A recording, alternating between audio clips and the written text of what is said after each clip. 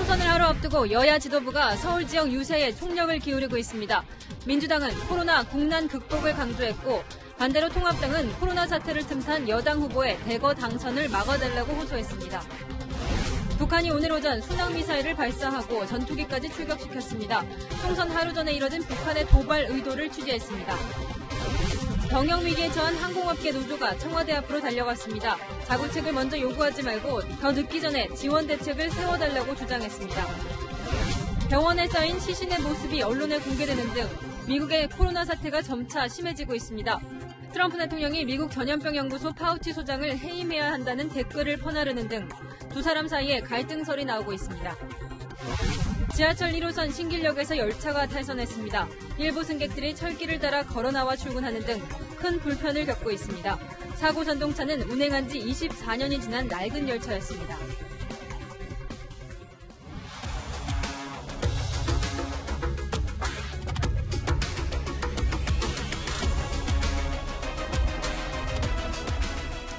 진짜 선택의 시간이 다가왔습니다. 이제 10시간 30분 정도 뒤면 4.15 총선 투표가 시작되는데요.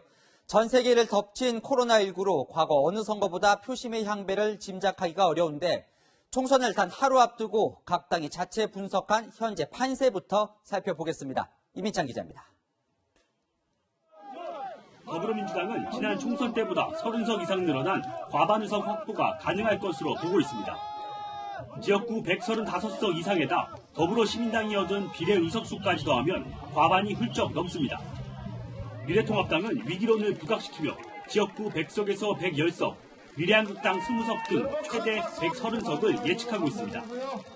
전체 의석의 40%가 몰려있는 수도권에서 민주당은 90석 이상을 차지할 것으로 자체 분석했고 통합당은 현재 의석에서 20석이 감소한 15석 정도를 안정권으로 보고 있습니다. 전체 28석이 걸려있는 충청의 경우 민주당은 지난 총선보다 늘어난 14석을, 통합당은 현재보다 줄어든 6석을 당선권으로 분류했습니다. 호남은 민주당 우세, 영남은 한국당 우세로 분류했습니다. 민주당은 지난 총선에서 국민의당에게 내줬던 호남 의석 대부분을 되찾아와 26석 정도를 얻을 것으로 보고 있습니다. 통합당은 영남 지역에서 54석을 기대하고 있고 민주당은 9석을 지키기 어렵다는 판단입니다. 과거 통합당이 7석을 얻었던 강원은 민주당이 원주 등에서 선전하면서 민주당 후보가 많게는 4곳에서 당선될 것으로 보고 있습니다. 3석이 걸린 제주는 지난 총선과 마찬가지로 민주당이 우세하다는 분석이 나옵니다. 하지만 각 당 모두 경합 지역이 늘고 있다며 긴장을 늦추지 않는 모습입니다. 전국적으로 한 6, 70군데는 되지 않을까 싶네요. 아주 작은 표 차이로 승패가 갈릴 수 있기 때문에 전국적으로 저희들은 한 41곳 정도를 이렇게 대충 전략 분석을 하고 있습니다. 그래서 그것이 승패를 가르기 때문에 그게 어느 쪽으로 기울느냐에 따라서 달라지겠죠. 경합 지역의 선거 결과에 따라 각 당의 의석수도 크게 달라질 전망입니다. 채널A 뉴스 이민찬입니다. 한 표가 아쉬운 여야는 공식 선거운동을 약 4시간 30분 남겨둔 지금까지도 유세를 이어가고 있습니다. 먼저 더불어민주당의 이낙연 상임선대위원장은 서울 종로에서 마지막 유세를 벌이는데요. 현장 연결해 보겠습니다. 자, 황아람 기자, 마지막 유세 시작했습니까? 네, 서울 종로 동묘역 앞에 나와 있습니다. 잠시 뒤 오후 7시 30분부터 현장 유세가 시작되는데요. 전국을 돌면서 더불어민주당 후보들을 유세 지원했던 이낙연 상임선대위원장이 마지막 유세 현장으로 이곳 자신이 출마한 종로를 택한 겁니다. 종로 유세에는 임종석 전 대통령 비서실장도 동참하는데요. 임 전 실장 측은 종로 유권자로 참석해 지원 연설을 할 것이라고 밝혔습니다. 앞서 이 위원장은 오전에 열린 당선대위에서 국정 안정을 강조하며 지지를 호소했습니다. 국가적 위기 앞에 국정 혼란은 크나큰 재앙입니다. 저희 더불어민주당이 안정적인 의석을 확보하는 것이 기요합니다. 이인영 원내대표는 과반 의석을 달라고 말했습니다. 우리의 목표는 국정 주도를 위한 확실한 제1당이고 국정 안정을 위한 범여권의 안정 과반수이지만 최종 결정은 국민의 몫입니다. 20대 국회가 123석 민주당, 122석 자유한국당이었습니다. 한 석 차이였습니다. 그런데 이게 계속 국정이 이게 정리가 안 되고 정쟁이 거듭됐습니다. 이낙연 위원장은 오늘 밤 10시 종로 주민 20여 명과 함께하는 라이브 방송을 끝으로 공식 선거운동을 마무리합니다. 지금까지 동묘역 앞에서 채널A 뉴스 황아람입니다. 네, 이번에는 미래통합당 김종인 총괄 선대위원장의 유세 현장 가봅니다. 잠시 뒤인 저녁 9시 서울 도봉을 유세가 마지막이라는데요. 황수영 기자 불러보겠습니다. 김 위원장, 지금은 어디에서 유세 중입니까? 네, 저는 지금 서울 성북구에 나와 있습니다. 이곳 성북을은 정태근 통합당 후보와 현역 의원인 기동민 민주당 후보가 맞붙는 지역인데요. 김종인 총괄선대위원장은 잠시 뒤 합류해 정 후보 지원 유세를 이어갈 예정입니다. 김 위원장은 저녁 9시 도봉으로 이동해 공식 선거운동을 마무리합니다. 앞서 김 위원장은 국회 기자회견에서 코돌이라는 새로운 표현을 쓰며 막판 지지를 호소했는데요. 2004년 총선 당시 노무현 전 대통령 탄핵 역풍을 타고 국회의원이 된 사람들을 일컫는 탄도리에 빗대 코로나 전국에서 당선을 노리는 여당 후보들을 지칭한 표현입니다. 이번에 코로나를 틈타서 청와대 돌격대 코돌이들이 대거 등장하면 국회는 바이러스에 감염되고 이 나라는 진짜 망하는 겁니다. 김 위원장은 오늘 하루 30분 단위로 일정을 쪼개가며 구로울과 동작을, 광진을, 송파병 등 통합당이 격전지로 꼽는 서울 시내 지역구 12곳을 누비며 긴급 재난지원금을 선거에 활용하는 민주당을 비판했습니다. 코돌이가 당선이 되면은 전 국민에게 주고 코돌이가 당선이 안 되면 뭐 70% 국민밖에 돈을 주지 않는다는 이런 얘기를 하고 간 것 같아요. 황교안 대표는 자신의 지역구인 종로 보신각에서 기자회견을 열었는데요. 신발을 벗고 큰절까지 하며 여권이 180석을 얻으면 민생 파탄에 직면하고 조국 부부가 부활할 거라고 주장했습니다.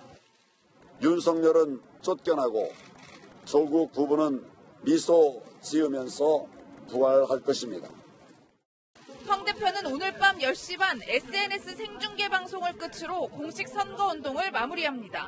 지금까지 서울 성북구에서 채널A 뉴스 황수연입니다. 이번 공식 선거운동 기간 두 당이 어디에 가장 공을 들였는지 들여다봤습니다. 총 3곳으로 모두 서울에 위치한 지역구였는데요. 서로 절대 뺏길 수 없다는 이 격전지 3곳. 지금부터 최수연 기자가 전해드립니다. 여당이 총력 방어에 나선 곳은 고민정 후보의 서울 광지들입니다. 친문 핵심인 임종석 전 대통령 비서실장, 양정철 민주연구원장 등이 2번이나 방문해 힘을 실었습니다. 너무 든든합니다. 그리고 광진에서 반드시 승리를, 그리고 그 기세를 몰아가길 얼마나 바라시는지 이 세 분의 얼굴만 보셔도. 이 같은 민주당의 전폭적인 지원에 맞서 통합당도 지원군을 급파했습니다. 지난 6일 방문했던 김종인 선대위원장이 오늘 또다시 광진을을 방문했습니다. 김 위원장과 함께 유세에 나선 오세훈 미래통합당 후보는 진보단체의 낙선운동을 거론하며 외부 세력 개입설을 주장했습니다. 선거운동원보다 낙선운동을 하는 분들이 더 많습니다. 외부 세력이 지금 더 많이 들어와 있습니다. 대신련을 비롯해서 이수진 민주당 후보와 나경원 통합당 후보가 맞붙은 동작을은 고소 고발전까지 이뤄졌습니다. 사법농단의 피해자란 이 후보 주장이 허위사실이라며 나 후보가 고발한 겁니다. 블랙리스트 피해자였냐에 대해서는 답변을 안 하시는군요. 답변을 정확하게 해주시기 바라고요. 지난 1년 동안 나경원 후보가 하신 일들이 많다고 자화자찬하시는데 정말 그렇습니까? 최재성 민주당 후보와 배현진 통합당 후보가 겨루는 송파을에서는 김종인 위원장이 방문한 바로 다음 날 민주당 지도부가 한꺼번에 찾아가 반격했습니다. 채널A 뉴스 최수연입니다. 민주당과 통합당 지도부는 선거운동 마지막 날 콕 집어 지원 유세를 하는 이른바 핀셋 지원에 나섰습니다. 가장 급한 날 그곳에 간 이유가 있겠죠. 먼저 민주당입니다. 이해찬 대표와 임종석 전 대통령 비서실장은 뒤집기가 가능해 보이는 경합지를 택했습니다. 강지혜 기자입니다. 더불어민주당 이해찬 대표가 이번 선거에서 처음으로 울산을 찾았습니다. 제 장인어른의 고향이 울산입니다. 지금도 초삼촌이 울산에 살고 계십니다. 울산은 전통적으로 미래통합당 지지세가 강한 지역이지만 북구의 경우 승산이 있다고 보고 있습니다. 울산도 북구는 승기를 잡았고 다른 지역들도 경합을 하고 있습니다. 울산에서 민주당의 승리가 가능합니다. 정부의 코로나19 대응이 좋은 평가를 받으면서 민주당 이상원 후보 지지율이 상승하고 있다는 판단에 따른 겁니다. 이어 충북 영동을 찾았습니다. 충북 보은 옥천 영동 괴산 선거구는 고 노무현 전 대통령 사위인 곽상원 후보가 출마한 곳입니다. 임종석 전 대통령 비서실장은 서울, 인천, 경기의 접전 지역을 한 곳씩 골라 지원 유세에 나섰습니다. 처음 찾은 인천 연수을은 민주당 정일영 후보와 현역 의원인 민경욱 통합당 후보, 이정미 정의당 후보가 3파전을 벌이는 인천 최대 격전지로 꼽힙니다. 예, 말 그대로 초박빙인 선거입니다. 그래서 호소 말씀드리려고 찾아뵀습니다. 임 전 실장은 경기 이천과 서울 중구 성동구 등을 돌며 마지막까지 총력전을 폈습니다. 채널A 뉴스 강지혜입니다. 반면 통합당 선대위 지도부는 텃밭인 대구를 콕 집었습니다. 홍준표 전 대표를 포함해 무소속 후보들이 출마한 지역만 고른 겁니다. 강병규 기자입니다. 대한민국 만세! 미래통합당 만세! 박형준 통합당 공동선대위원장이 대구를 찾았습니다. 코로나19 여파로 대구 일정이 여러 번 무산된 끝에 선대위 차원에서 처음 방문한 겁니다. 박 위원장은 정부의 초기 방역 실패로 대구가 고통받았다고 주장했습니다. 이 대구의 확진자 확 늘어나는 날 청와대에서 자파구를 드시던 그 대통령이 이 방역 잘했다고 할 수 있는 겁니까, 여러분? 통합당 후보를 꼭 뽑아달라고 호소했습니다. 꼭 당선시켜 주십시오, 여러분. 박 위원장이 다녀간 대구 북갑과 수성을은 공천에 불복해 탈당한 정태옥 의원과 홍준표 전 대표가 출마한 지역입니다. 마지막 여론조사에서 대구 북갑은 통합당 후보가 앞섰지만 표 분산이 우려되는 상황이고 수성을은 오차범위 경합을 벌이고 있어 마지막까지 안심할 수 없습니다. 수도권 싸움이 어려워져 통합당이 당초 목표로 내건 130석 확보가 불투명해지자 텃밭표 단속에 나선 것으로 해석됩니다. 채널A 뉴스 강병규입니다.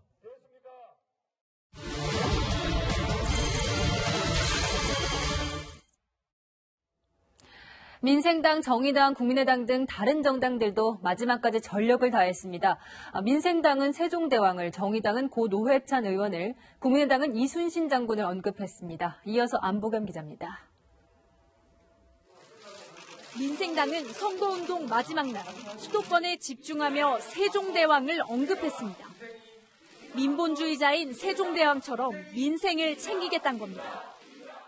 세종대왕께서는 백성의 어려운 삶을 살펴본 뒤 뜻깊은 교지를 내리셨습니다. 나라는 백성을 근본으로 삼고 백성은 먹는 것을 하늘로 삼는다는. 민주당과 통합당을 견제할 수 있게 제3정당을 만들어달라는 호소도 했습니다. 정의당은 상대적 강세 지역인 경남 창원에서 노회찬 전 의원을 거론하며 유세를 이어갔습니다. 저는 어제 노회찬 대표를 찾아뵈었습니다. 이곳 창원 성산에서 반드시 진보정치 1번지로서의 자긍심을 이어가겠다는 약속을 드리고 왔습니다. 정의당 역시 20석 기준인 원내 교섭단체를 만들어달라고 목소리를 높였습니다. 국민의당은 막판까지 안철수 대표를 앞세운 선거전을 펼쳤습니다. 14일간 431km의 국토종주를 마친 안 대표는 종착점인 서울 광화문 광장에서 이순신 정신을 강조했습니다.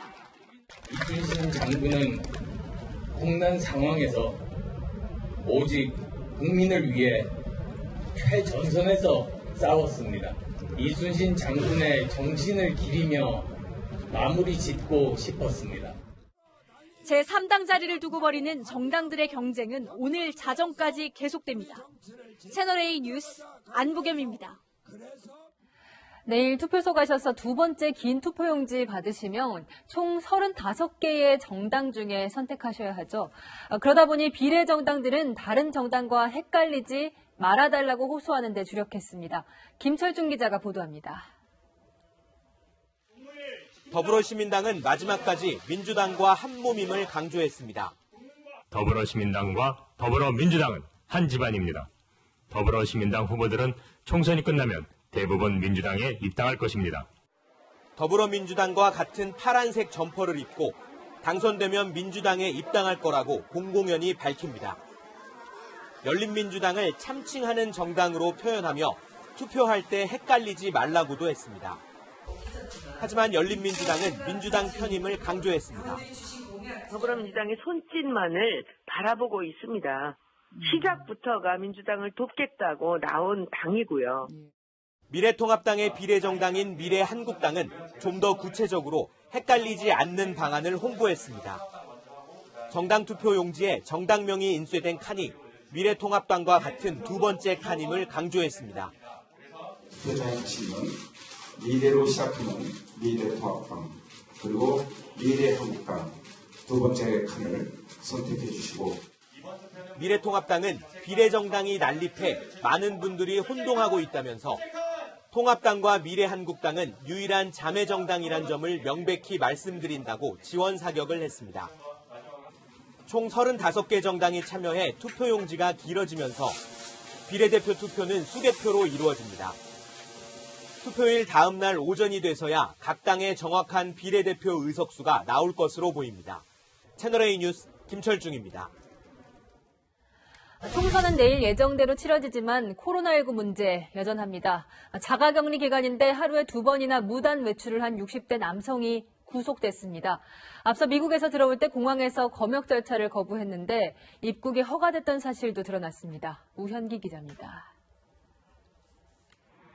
파란 모자를 눌러쓰고 얼굴을 마스크로 가린 남성이 법원으로 들어섭니다. 서울 송파구에서 자가격리 기간 하루 2번이나 무단 외출에 사우나 등을 방문한 혐의로 구속심사를 받게 된 60대 남성입니다. 자가격리 이탈 2번 하셨는데 왜 그렇게 하셨나요? 사우나 가시면 주변 사람들한테 피해 줄 거라고 생각 안 하셨나요? 법원 측은 주거가 일정치 않고 도망 염려가 있다며 위반 행위 정도에 비춰볼 때 구속 필요성이 인정된다며 영장 발부 이유를 밝혔습니다. 지난 10일 미국에서 입국한 이 남성이 인천공항 검역 과정에서 소동을 피운 사실도 추가로 드러났습니다. 남성은 특별검역 신고서 휴대전화 번호 기입란에 사용이 정지된 번호를 적었습니다. 이 번호로 통화가 안 되는 걸 확인한 검역소 직원이 연락 가능한 지인 번호라도 적으라고 요구했지만 남성은 거부했습니다. 인천공항 검역소 관계자는 남성이 사용 정지된 전화를 재개통하면 되지 않냐며 고함을 치고 입국을 계속 요구했다고 밝혔습니다. 해외 입국자의 자가격리 상태 확인은 지자체 몫이지만 검역당국이 입국자와 연락할 전화번호도 확보하지 않고 입국을 허용한 건 문제라는 지적이 나옵니다. 자가격리를 어긴 내외국인에 대한 지자체의 고발과 경찰 수사도 계속되고 있습니다. 서울 마포구청은 자가격리 기간에 음식을 사려고 무단 외출한 20대 에티오피아인 남성 등을 경찰에 고발했습니다. 자가격리 중 전화기를 집에 두고 무단으로 이탈한 서울 성동구 30대 여성에 대해서도 경찰이 구속영장 신청을 검토 중입니다. 채널A 뉴스 우현기입니다. 미국에서 입국했지만 형이 위독해서 의무 자가격리 대상에서 제외됐던 남성이 뒤늦게 코로나19 확진 판정을 받았습니다. 형이 사망한 후 빈소에서 문상객들도 맞아서 그 기간 동안 바이러스를 옮긴 건 아닌지 걱정입니다. 김철웅 기자입니다. 지난 10일 미국에서 입국한 40대 남성은 다음 날부터 친형의 장례를 이곳에서 치렀습니다. 남성은 장례 마지막 날인 13일 오전까지 3일간 빈소에 머물렀는데 확진 판정을 받은 그날 오후에야 병원으로 이송됐습니다. 전날인 12일 첫 검사를 받았는데 결과가 정확히 나오지 않아 미결정 판정을 받았습니다. 하루 뒤 다시 검사를 받아 확진된 겁니다. 몇간 검사했는데 50명도 안 됐어요. 요즘 안 온다니까요. 이 남성을 포함해 유족들은 모두 빈소에서 마스크를 쓰고 문상객을 맞이한 걸로 알려졌습니다.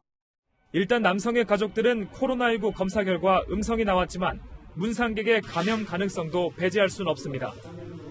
해외에서 들어온 남성은 2주간 자가격리 대상이었지만 면제됐습니다. 형이 위독했기 때문입니다. 인도주의적인 목적에 따라서 분류를 해서 아마 그쪽 미국의 영사관 쪽에서 아마 그 입국 제한 면제 부분들을 발급을 한 것으로 그렇게 알고 있고요. 하지만 자가격리 대상자여서 어머니의 임종을 못 지킨 사례도 있어 남성의 격리 면제 과정에 문제는 없었는지 보건당국이 파악 중입니다. 채널A 뉴스 김철욱입니다. 국내 신규 확진자는 20-30명대로 줄어서 안정세를 보이고 있지만 지역 감염 비상이 걸린 곳이 있습니다. 경북 예천군인데 엿새간 무려 24명의 확진자가 나왔습니다. 이유가 무엇인지 배유미 기자가 취재했습니다. 가게들 문이 굳게 닫혔습니다. 식당에는 배달이나 포장만 할 수 있다는 안내문이 내걸렸습니다. 한때 한 달 넘게 확진자가 나오지 않았던 예천군의 상황이 달라진 건 지난 9일. 48세 여성을 시작으로 남편과 아들 등 가족 3명과 직장 동료가 확진 판정을 받았고 주변인들에게 2, 3, 4차 감염이 잇따르면서 엿새 만에 확진자 수가 24명으로 늘었습니다. 예천 확진자와 접촉한 문경 주민 1명도 추가로 확진되는 등 지역사회 감염 우려도 커지고 있습니다. 예천군은 최초 확진 판정을 받았던 여성의 18살 아들을 주목하고 있습니다. 아들이 친구들과 어울리는 과정에서 최초 감염이 시작됐을 가능성이 크다는 겁니다. 하지만 어디서 바이러스에 감염됐는지는 밝혀내지 못하고 있습니다. 점심시간에도 친구들 집에 모여서 식사를 하고 이렇게 했던 것이 친구들 사이에 급속하게 확산이 됐고 또 그 학생들이 가족들에게 전파하는 이런 양상을 보여서 확진자가 속출하면서 거리는 이렇게 인적 입도 끊겼고 가게들은 문을 닫았습니다. 예천군은 사회적 거리 두기를 오는 25일까지 연장하기로 했습니다. 현재 예천군 내에서 자가격리에 들어간 사람은 200명이 넘습니다. 예천군은 이번 주를 바이러스 확산의 최대 고비로 보고 있습니다. 채널A 뉴스 배유미입니다. 매일 백악관에서 코로나19 브리핑을 하는 이 파우치 박사는 미국의 국민의사로 불립니다. 그런데 이 빨리 경제 활동을 정상화하려는 트럼프 대통령을 이 파우치 박사가 막으면서 곧 해임될 거란 소문이 파다했는데요. 트럼프 대통령과 보건당국 사이에 갈등의 골이 깊어지고 있습니다. 미국 윤수민 특파원입니다. 무너진 전신주화 전선이 도로 위에 뒤엉켜 있습니다. 태풍이 몰고 온 강한 비바람에 야전병원의 천막은 위태롭게 흔들립니다. 악조건 속에서도 헌신하는 의료진들을 향해 경찰차가 경적을 울리며 격려에 나섰습니다. Things have gotten a lot better now that we've been able to transfer patients, take admitted patients. Some of them are going to Central Park to the hospital there. Some of them. 미국 내 코로나19 사망자는 2만 3천 명을 넘었습니다. CNN은 이달 초 한 병원에서 찍힌 무더기로 쌓인 시신 사진을 보도하기도 했습니다. 그러나 최악의 상황은 이제 넘겼다는 평가가 나옵니다. And I believe the worst is over. And I believe we can now start on the path to normalcy. 트럼프 대통령의 관심은 이미 코로나19로 멈춰선 미국의 경제활동을 언제부터 재가동할지에 가 있습니다. 조기 정상화에 반대하는 국민의사 파우치 박사를 해임하라는 자신의 지지자의 글을 SNS에 퍼날랐다가 곧바로 해명하기도 했습니다. I'm not firing. I think he's a wonderful guy. 이번 주에는 코로나19 이후 셧다운했던 미국의 주요 기업들의 1분기 실적이 공개됩니다. 실업 대란에 이어 실적 악화 공포감까지 밀려들고 있습니다. 미국 캘리포니아에서 채널A 뉴스 윤수민입니다. 일본 도쿄는 오늘도 확진자가 161명이나 늘어났습니다. 아베 총리는 지지율 하락에 규탄 집회까지 겹치면서 정치적 위기에 빠져 있는데요. 아날로그 환경에 익숙한 일본 기업들은 여건이 안 되는데도 정부가 재택근무를 강요한다며 불만이 더 쌓이고 있습니다. 도쿄 김범석 특파원입니다.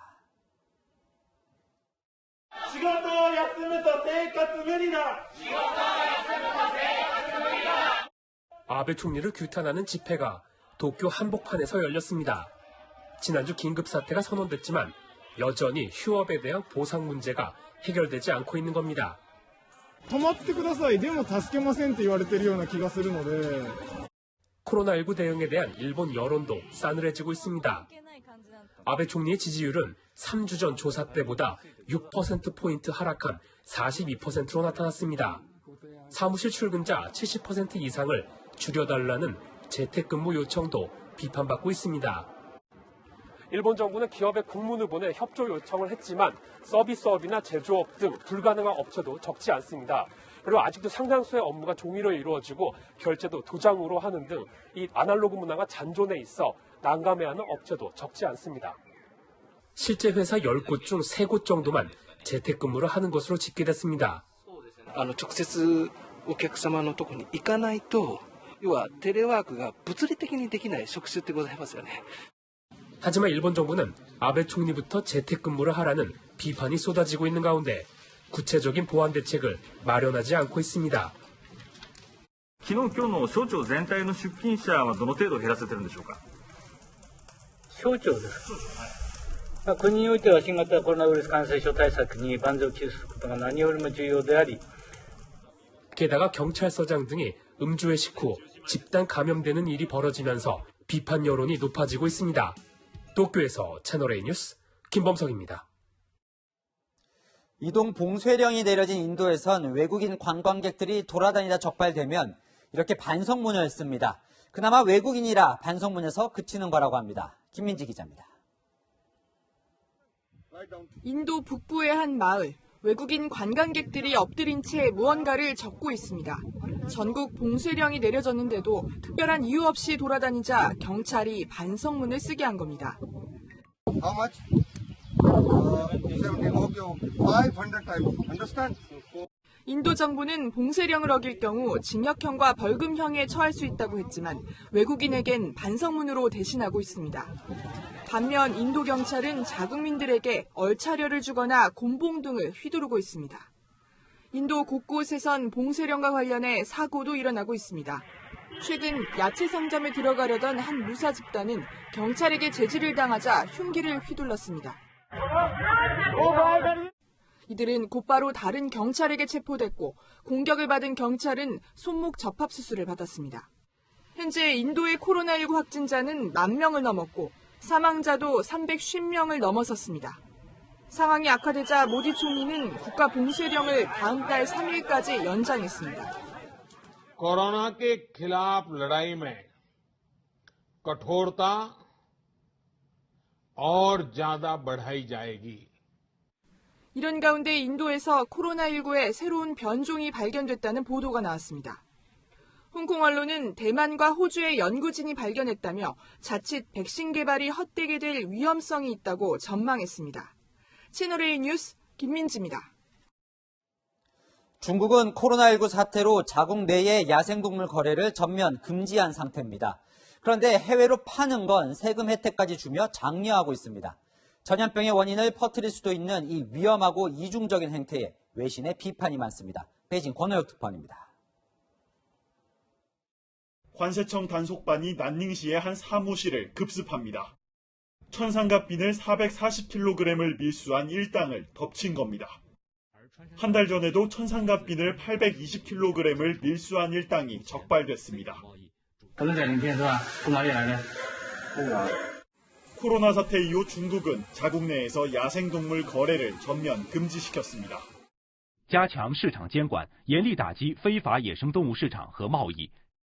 야생동물을 보양식이나 약재로 여기던 일각의 인식도 바뀌는 분위기입니다.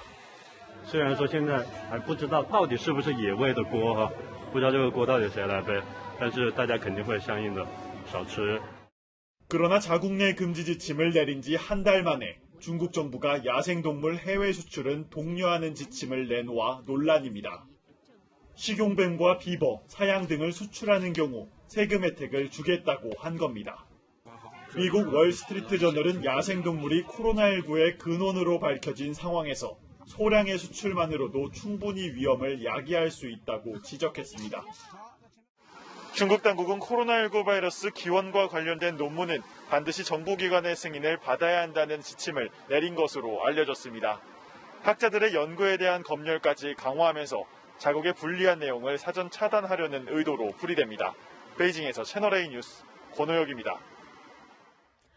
우리도 아직 긴장을 늦추긴 이른데 걱정스러운 장면들이 많이 보입니다. 대학이 문을 닫자 학생들이 인근 카페에 몰려서 온라인 강의를 듣습니다. 사회적 거리 충분하지 않아 보입니다. 이유림 기자가 돌아봤습니다. 테이블마다 노트북을 펼친 학생들이 앉아 있습니다. 학생들은 주문한 음료를 테이블에 놓고 온라인 강의를 듣고 필기를 합니다. 마스크를 제대로 착용하지 않은 학생들이 한자리에 모여 앉은 모습도 보입니다. 대학교 도서관 열람실 이용이 제한되고 강의실 출입도 막히자 학생들이 카페로 모였습니다. 일주일에 5번 이상 평일에는 계속 카페를 이용하면서 공부하고 있고요. 학교 시설을 이용하지 못하다 보니까 그래서 카페에 나오게 되는 것 같아요. 쌍방향 소통이 필요한 온라인 강의를 들으려면 분위기가 자유로운 카페를 찾을 수밖에 없다는 겁니다. 열람실에서는 말할 수가 없잖아요. 근데 사이버 강의 중에 이제 조금 대답을 해야 하는 강의들도 있어서 열람실에서 할 수 없잖아요. 중간고사 기간이 다가오자 카페에서 공부하는 학생들, 이른바 카공족은 더 늘고 있습니다. 카페 주인들은 한동안 사라졌던 손님들이 다시 모여들어 반갑지만 한자리에서 장시간 이용하는 손님들을 보면 불편합니다.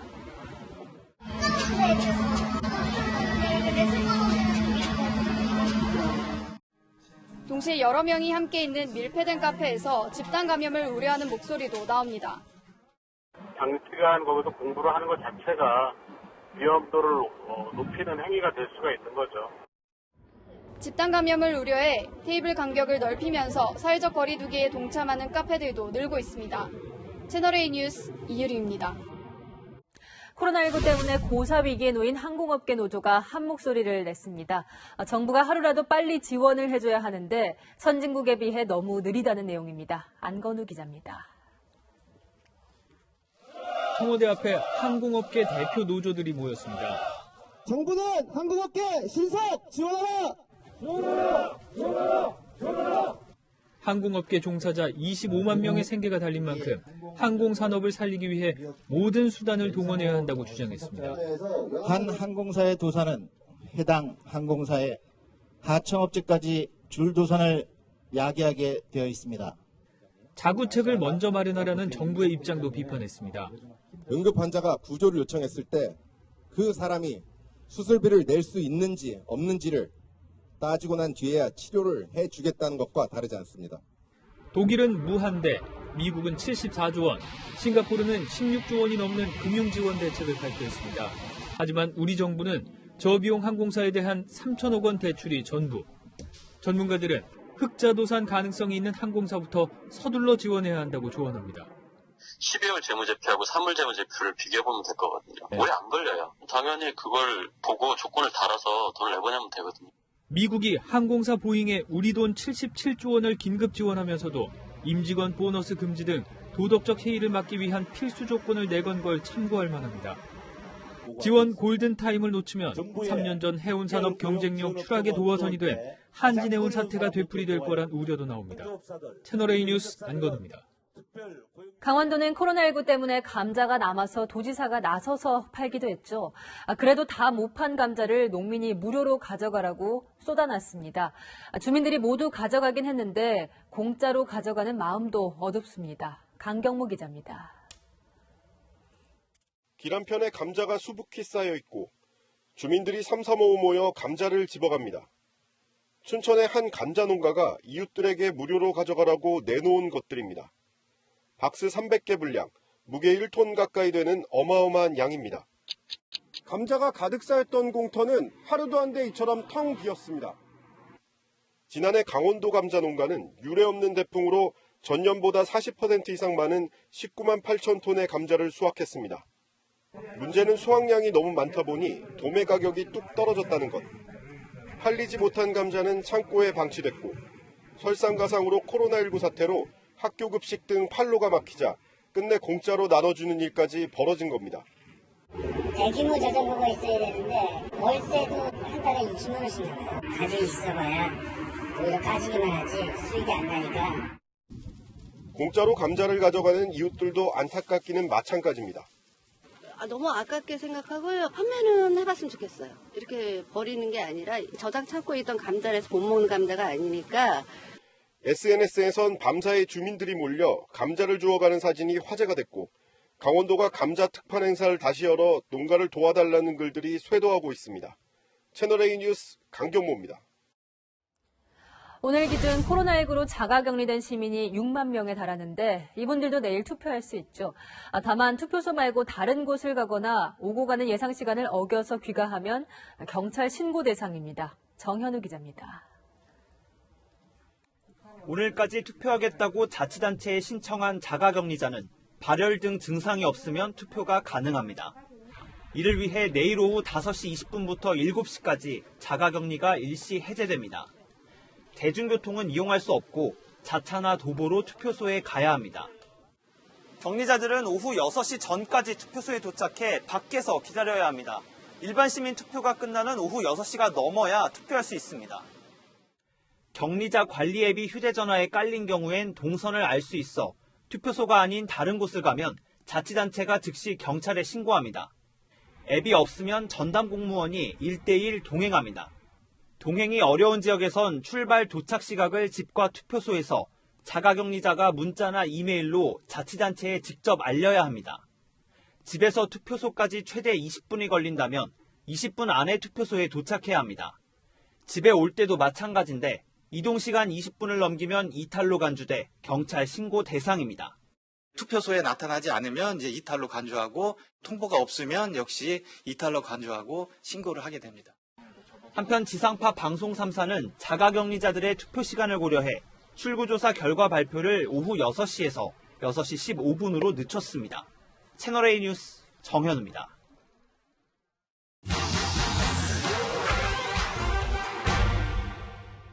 사실만 짚어드리는 팩트맨입니다. 내일 투표소에 도착했는데 신분증과 함께 꼭 챙겨야 하는 마스크가 없다면 당혹스럽겠죠.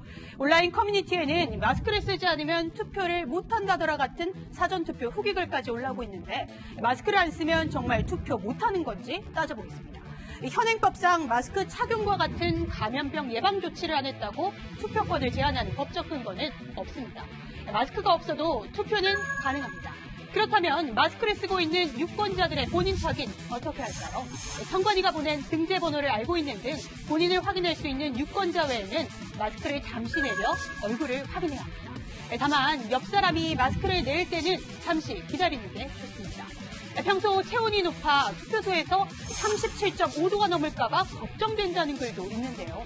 마스크가 없거나 체온이 높은 유권자는 임시 기표소에서 투표하거나 입구에서 가까운 기표소로 안내를 받을 텐데요. 기표소 입장 전후 주변 소독이 이루어져서 투표는 가능합니다. 다만 불안한 상황이 닥치지 않고 원활한 투표 진행과 감염병 예방을 위해 꼭 마스크 착용해야겠습니다. 오늘 SNS에서는 일회용 장갑이 미끄러워서 이중으로 도장이 찍혔다. 기표소 안에서는 장갑 벗어라라는 글이 유포됐는데 잘못된 정보입니다. 여러 사람이 만지는 도장은 감염 위험이 높습니다. 또 장갑 위에 도장을 찍는 인증샷 역시 자제하는 게 좋습니다. 비닐 장갑 위에 하는 경우도 감염의 위험도는 낮지만 감염의 우려가 있다라는. 투표가 끝나면 비닐 장갑 표면에 손이 닿지 않게 거꾸로 벗어서 지정된 장소에 버리고 반드시 손을 씻어야 합니다. 이 밖에도 궁금한 내용이 있으면 팩트맨에 제보 부탁드립니다. 이상 팩트맨이었습니다. 주한미군 평택기지에서 한 달 사이 미군 병사 3명이 숨졌습니다. 미군은 코로나19와는 무관하다는데 정확한 사망 원인을 밝히지 않아 궁금증이 커지고 있습니다. 김성진 기자입니다. 미군 이사단은 캠프 험프리스에서 근무하는 50대 병장이 지난 10일 평택 성모병원에서 숨졌다고 밝혔습니다. 검체를 채취해 검사한 결과 코로나 음성이 나왔다며 사망 원인은 코로나19와 무관하다고 설명했습니다. 지난달 중순에도 20대 병사 2명이 캠프 험프리스 숙소에서 연이틀 숨진 채 발견된 바 있습니다. 당시 미 육군 범죄수사본부는 살인이나 폭행치사 의심 정황은 없다고 말했습니다. 한 달 사이 3명의 병사가 숨졌지만 미군은 코로나19와 무관하다는 말만 되풀이할 뿐 정확한 사망 원인을 밝히지 않아 궁금증이 커지고 있습니다. 현재 주한미군 코로나19 확진자는 모두 22명으로 이 가운데 10명이 캠프 험프리스에서 나왔습니다. 미군은 지휘부에 코로나19 상황실을 차려놓고 전쟁을 방불케 할 만큼 총력 대응을 하고 있습니다. We're looking at trends across the board for different locations. Up in Youngsong, down here, or down in Daegu, over here at Humphreys. Keep an eye on those 14-day windows because that's an incubation. 이달 초 국내 코로나19 검사소가 주한미군에서 받은 샘플을 조사해 72명 확진 판정을 내린 적이 있습니다. 당시 미군은 주한미군이 아닌 한반도 밖 미군 검체를 대신 의뢰한 것이라고 설명했습니다. 채널A 뉴스 김성진입니다. 북한이 총선을 하루 앞둔 오늘 무력 도발을 했습니다. 3년 만에 순항미사일을 쏘는가 하면 전투기까지 출격시켜 지상 타격 훈련을 진행했습니다. 왜 이런 걸까요? 최선 기자가 보도합니다. 북한이 오늘 아침 7시부터 강원도 문천 일대에서 동해상으로 단거리 순항미사일 여러 발을 쐈습니다. 이 순항미사일은 바다의 표적을 향해 150km 이상 날아갔고 발사는 40여 분간 지속됐습니다. 북한이 순항미사일을 쏜 건 2017년 6월 이후 3년 만입니다. 당시 김정은 위원장이 지켜보는 가운데 신형 대한미사일 금성 3호를 쐈고 바다에 떠있는 함정에 정확히 명중하는 모습까지 공개한 바 있습니다. 북한은 또 수호위와 미그 전투기까지 출격시켜 지상타격 훈련도 함께 진행했습니다. 부족한 기름 사정상 공중훈련은 흔치 않은데 지상공격용 신형 미사일을 시험 발사하기 위해 출격한 것으로 보입니다. 최근 김정은 위원장의 공군부대 방문 때 지금까지 공개된 적 없는 미사일에 전투기 장착 모습이 포착되기도 했습니다. 원수님의 전투 명령이라면 돌아올 여류 대신 폭탄을 만석지하고 구름 속 천리 불길 속 말이라도 뚫고 나가. 내일 김일성 생일을 앞두고 이뤄진 내부 결속용 국방력 과실한 해석과 함께 남한을 겨냥한 대남 경고 메시지란 분석도 나옵니다. 채널A 뉴스 최선입니다.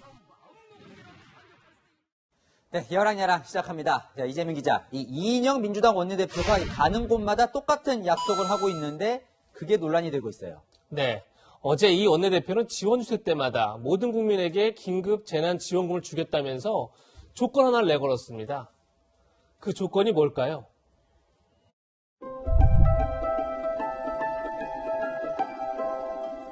고민정 후보 당선시켜주시면 100% 국민 모두에게 긴급재난지원금을 드리기 위해서 전력을 다하겠다는. 박상원 후보 4월 15일 날 선택해 주시면 우리 국민 100% 모두에게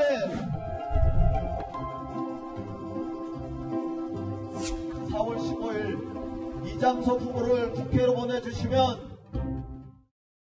네, 정말 여당 후보를 뽑으면 이렇게 100% 지원금을 다 받을 수 있는 겁니까? 특정 후보가 당선된다고 정책이 바뀐다면 있을 수 없는 일이죠. 아마 이 원내대표는 민주당이 과반을 차지하면 예산을 신속하게 처리할 수 있다. 이걸 강조하려 한 것 같습니다. 하지만 미래통합당에서는 즉각 매표행이라고 반발했습니다. 재난지원금 받으려면 289구걸 해야 되는 겁니까? 그리고 재난지원금이 국모 하사금이 아니잖아요. 국민 세금을 뭐하고 거는 거예요. 네, 뭐 어떻게 보면 여당 프리미엄이기도 한데 이 민주당의 이른바 이 대통령 마케팅도 논란이 좀 있어요. 네, 먼저 관련 발언을 들어보시죠. 문재인의 복심은 양정철이 아니라 고민정이라고 표현해 주시기를 부탁드립니다. 이번에 고민정 후보가 당선되면 문재인 대통령이 참 좋아하고 기뻐하실 것입니다. 아무리 여당 후보라지만 국회의원은 기본적으로 대통령을 기쁘게 하는 사람이 아니라 행정부를 감시하고 견제하는 사람이죠. 그러니 통합당에서는 지금이 왕조 시대냐 이런 비판이 나옵니다.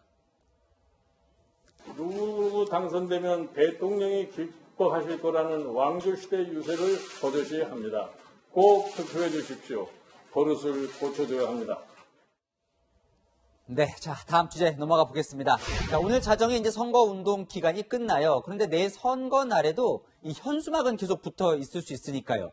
그래서 이제 유독 현수막 문구를 두고 아주 논란이 치열하다면서요? 네, 이번이 무려 6번째 맞대결인 지역이 있죠. 바로 서울 서대문갑의 우상호, 이성원 후보인데 지금 보시는 것처럼 우상호 후보가 문재인에게 힘을 이라는 현수막을 내걸자 이성원 후보는 국민에게 힘을 이라는 현수막으로 응수했습니다. 또 우상호 후보가 서대문이 키운 인물이라고 하자 이성원 후보는 서대문을 키울 인물 이렇게 맞대응했습니다. 네, 이 6번째 맞대결을 펼치는 후보들답게 뭐 내공이 좀 느껴지네요. 네, 재밌는 건 이성원 후보는 자신의 기호처럼 느낌표를 꼭 2개씩 붙였더라고요. 이번에는 현수막 퀴즈를 준비했습니다. 먼저 서울 강동갑 민주당 후보의 현수막인데요. 마침내 9호선 승인, 설계와 착공이 눈앞에. 이 현수막에 통합당 후보는 뭐라고 응수했을까요? 글쎄요, 뭐 이렇게 다른 노선도 갖고 오겠다 이런 더 센 공약을 내걸었을까요? 답은 아직 설계도 시작 못했군요 였습니다. 다음 문제입니다. 지금 보시는 건 서울 양천갑 민주당 후보인데요. 내용은 혁신성장밸리 조성 추진입니다. 그러자 통합당 후보는 혁신성장 가능 이렇게 내걸었습니다. 네, 유권자들 입장에선 뭐 좀 깨알 재미가 있기도 하네요. 살벌한 현수막들도 있습니다. 인천 연수갑 후보들은 서로 부동산 투기 의혹을 제기하고 있고 서울 강북갑에서는 통합당 후보 플래카드 바로 옆에 민중당 후보가 자신을 홍보하기보다 상대를 떨어뜨려달라 이런 현수막을 내걸기도 했습니다. 오늘의 한마디는 여랑야랑 자체 제작 현수막입니다. 투표는 총알보다 강하다. 네, 이제 고민을 끝내고 행동을 하실 때입니다. 다 싫다고 외면 마시고 그중 가장 나은 사람 정당에 꼭 투표하시기 바랍니다. 지금까지 여랑야랑이었습니다. 오늘 아침 신길역에서 서울 지하철 1호선이 탈선했습니다. 다행히 다친 사람은 없었는데 복구가 오후까지 진행돼서 시민들이 불편을 겪었습니다. 장하얀 기자입니다. 승객을 싣고 달리던 전동차가 멈춰 섰습니다. 바퀴 부분이 선로 밖으로 어긋나 있고 객차 일부가 자갈이 있는 곳까지 비어져 나왔습니다. 서울 지하철 1호선 영등포역에서 신길역으로 향하던 열차가 탈선한 건 오늘 오전 6시 30분쯤. 신길역 100m 지점까지 접근한 전동차가 선로가 갈리는 분기점을 통과한 직후 맨 앞칸 기관실과 두 번째 객차가 선로를 이탈해버린 겁니다. 잘 가다가 쿵 하더라고요. 그러고 바로 이제 안내음이 나오면서 탈선됐다고. 이 사고로 다친 사람은 없었지만 승객 100여 명이 선로로 빠져나와 신길역까지 걸어서 대피했습니다. 사고 여파로 구로역과 용산역 구간 양방향 급행열차 운행이 멈췄고 일반 열차도 지연 운행해 시민들이 큰 불편을 겪었습니다. 갑자기 방송 듣고 저쪽에서 기다리다가 이쪽으로 넘어온 거거든요. 무슨 상황인지를 모르니까 좀 더 당황스럽기도 하고. 급행열차 운행은 사고가 난 지 10시간이 넘은 오후 5시쯤 재개됐습니다. 복구 작업은 탈선한 전동차를 다시 선로에 올려놓고 대기하던 디젤 기관차가 견인해가는 방식으로 진행됐습니다. 사고가 난 전동차는 운행한 지 24년 된 노후 열차로 내년까지 운행될 예정이었습니다. 기계 결함이든지 아니면 선로 결함이든지 운전자 결함이든지 전기장치등 복합적인 요인이니까 그 유형은 다양하거든요. 코레일은 차량 기지로 옮긴 사고 열차를 조사해 탈선 원인을 파악할 예정입니다. 채널A 뉴스 장하얀입니다. 텔레그램 박사방 조주빈의 공범인 사회복무요원 때문에 개인정보가 유출된 피해자들이 있습니다. 송파구청이 이들을 도와주겠다고 나섰는데 오히려 홈페이지에 이들의 정보를 공개했습니다. 최주현 기자입니다. 서울 송파구청 주민센터 홈페이지에 오늘 오전 게시된 글입니다. 개인정보 유출 명단 공고라는 제목과 함께 지난해 1월부터 6월까지 개인정보가 유출된 주민에 대한 구제 절차를 설명합니다. 문제는 함께 첨부된 명단입니다. 마지막 글자만 제외한 이름과 출생연도, 소재지와 성별 등이 상세히 담겨 있습니다. 이 주민센터는 박사방 운영자 조주빈에게서 피해자 개인정보를 건넸던 사회복무요원 최모 씨가 근무한 곳입니다. 명단에 포함된 200여 명 가운데 박사방 피해자가 포함됐을 수 있다는 의미입니다. 공개된 명단에는 최 씨가 특정인의 이름과 생년을 검색하는 적이 있습니다.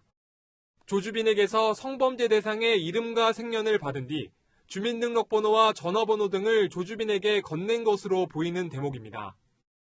개인정보 유출하셨어요. 조주빈이 뭐라고 지시했습니까? 주민센터의 명단 공개가 박사방 피해자에 대한 2차 피해로 이어질 수 있다는 우려가 나옵니다. 행정안전부 등 관련 부처 규정에 따르면 개인정보 유출 통지는 되도록 전화나 문자 등 개별적 통지를 권고하고 있습니다. 등록번호 알아내든지 주소지를 알아내면 그것도 유출이다. 얘는 특정하지 못하잖아요. 논란이 커지자 주민센터는 홈페이지에서 게시글과 명단을 삭제했습니다. 경찰은 명단 공개가 개인정보보호법 위반인지 확인하기 위해 내사를 시작했습니다. 채널A 뉴스 최주현입니다. 같은 학교에 다니던 여학생을 성폭행한 중학생 2명이 사건이 일어난 지 4개월 만에 구속 상태로 검찰에 넘겨졌습니다. 이 사건은 피해자의 어머니가 청와대 국민청원을 올리며 알려졌습니다. 남영주 기자입니다. 지난해 12월 인적이 드문 아파트 28층 계단으로 중학교 2학년 동급생을 유인해 성폭행한 혐의를 받고 있는 남학생 2명. 자신들이 평소 괴롭히던 학교 후배와 피해 여학생이 친하게 지낸다는 게 범행 이유였습니다. 국가수 감식에서 가해자 1명의 DNA만 발견되자 나머지 1명은 일부 범행을 부인하며 구속 적부심을 청구했다가 기각되기도 했습니다. 경찰은 성폭행으로 여학생을 다치게 한 혐의를 적용해 2명을 검찰에 넘겼습니다. 재판에서 유죄로 인정될 경우 최고 무기징역까지 선고될 수 있는 중대한 범죄입니다. 피해 여학생의 어머니가 이들의 엄벌을 요구한 청와대 국민청원 게시글에는 35만 명이 넘게 동의했습니다. 교육당국도 조치에 나섰습니다. 수사 과정에서 2명은 일단 피해 여학생과 다른 학교로 전학 조치됐습니다. 하지만 재판에서 집행유예를 받는다고 해도 일반 학생들과 학교를 다닐 가능성은 낮아 보입니다. 학교 교육이 아니라 다른 위탁 대학 교육이나 이런 걸 받을 수 있는 방안들을 검토를 하고 있어요. 검찰은 경찰의 수사 자료를 검토한 뒤 2명을 다시 불러 조사할 계획입니다. 채널A 뉴스 남영주입니다. 친분을 쌓아서 경계심을 허물고 성범죄를 저지르는 방식을 그루밍 성범죄라고 합니다. 아버지가 담임 목사로 있는 교회에서 여신도들에게 이 그루밍 성폭력을 저질렀다는 의혹을 받는 30대 목사가 구속심사를 받았습니다. 고발된 지 1년 5개월 만입니다. 박건영 기자입니다. 검은 모자를 깊게 쓴 남성이 고개를 숙인 채 법원 건물로 들어섭니다. 그루밍 성범죄 관련 혐의 인정하십니까? 피해 주장하시는 여자분들한테 하실 말씀 없으세요? 김 목사는 아버지가 담임 목사인 인천의 교회에서 지난 2010년부터 2018년 2월까지 여신도 4명을 상대로 성범죄를 저지른 혐의를 받고 있습니다. 피해 주장 여성들은 김 목사의 수법이 먼저 친분을 쌓아 여신도들의 심리를 지배한 뒤 이후 성범죄 대상으로 삼는 전형적인 그루밍이었다고 말해왔습니다. 김 목사는 미성년 여신도 등을 상대로 한 성범죄 혐의로 아동청소년 성보호법을 어긴 혐의 등을 받고 있습니다. 검찰이 김 목사에 대한 구속영장을 청구한 건 피해 주장 여성들이 기자회견을 연 지 1년 5개월 만입니다.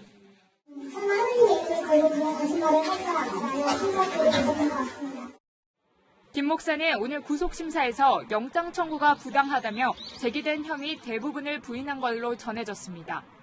피해 주장 여신도 측은 성직자의 성범죄에 대한 강력한 처벌을 요구하고 있습니다. 그 미성년 신도들의 어떤 성적 자기결정권을 지켜줘야 될 그런 어떤 도덕적인 책무가 있는 그런 목사가 도덕적인 수준을 넘는 것이라고 저는 판단하고요. 김 목사의 구속 여부는 오늘 밤 늦게 결정될 전망입니다. 채널A 뉴스 박건영입니다. 시세 차익이 커서 로또 청약이라고 불리는 아파트들. 그런데 당첨자들 중에서 부적격자가 대거 나왔습니다. 정부는 규정을 잘 따져보지 않은 묻지마 청약이 많았기 때문이라고 설명했습니다. 맞는 말인지 김남준 기자가 따져봤습니다. 대단지 아파트가 들어설 경기 과천의 한 공공부지.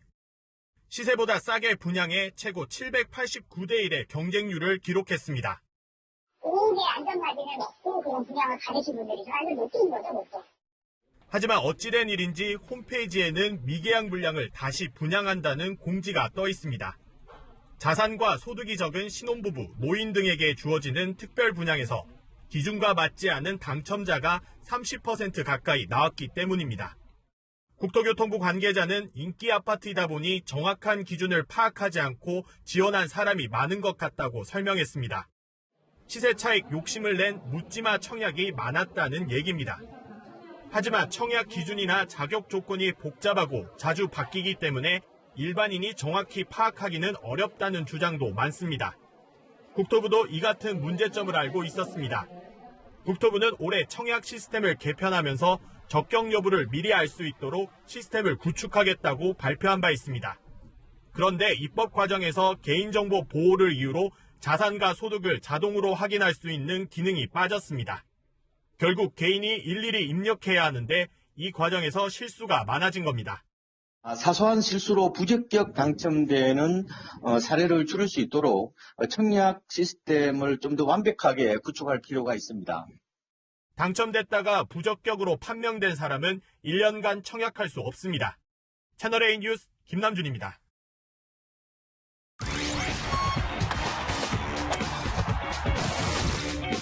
안녕하십니까. 스포츠 뉴스입니다. 배구계 스타 쌍둥이 이재영, 이다영 자매가 다음 시즌 흥국생명에서 함께 뛰게 됐습니다.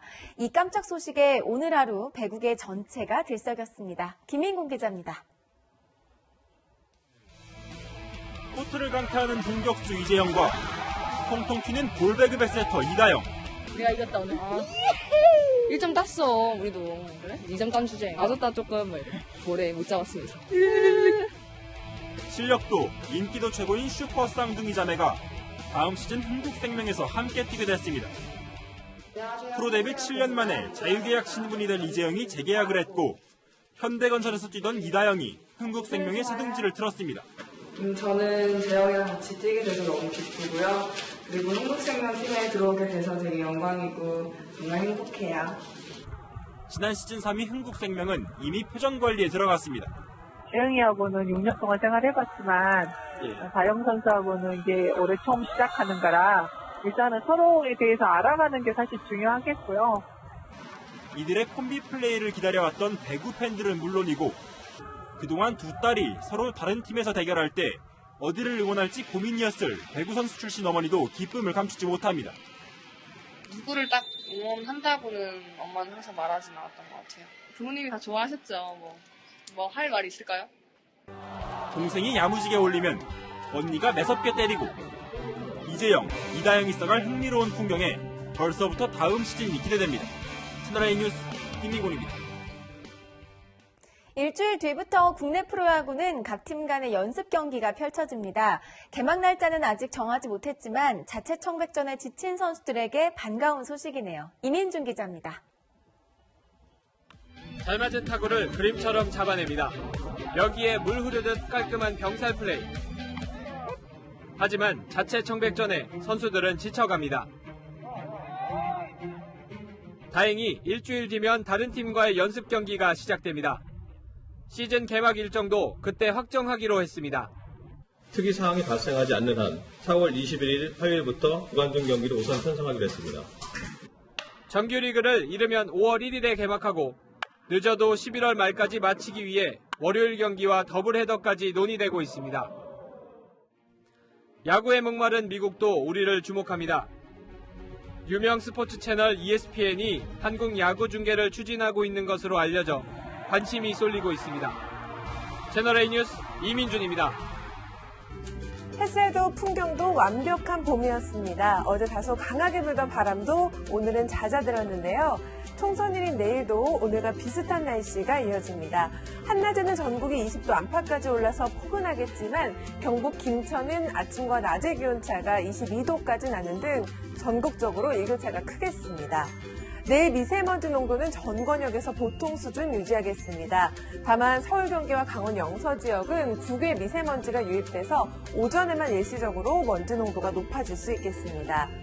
서울 등 중부 경북 지역에는 계속 건조특보가 발효 중인데요. 건조특보는 앞으로 확대될 수 있고 특히 오늘 밤사이 강원 영동에는 강풍이 더해져서 화재 위험이 높습니다.